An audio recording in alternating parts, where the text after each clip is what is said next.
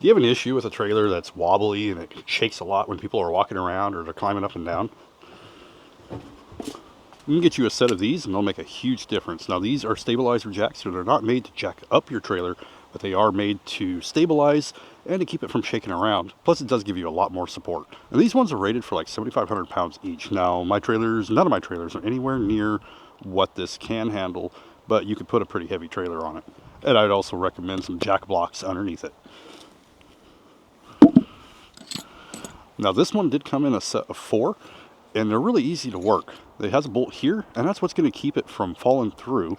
So if you place it on here, it's going to slide right into that little gap, and then you're just going to raise it from there and stabilize anything that you're wanting to stabilize. You want to be quicker, take it off and just...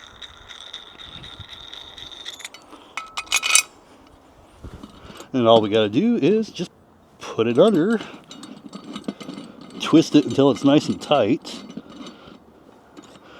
and then I usually just give it a couple good twists. We're not holding it up, we're just trying to stabilize. And then put one of these on both sides.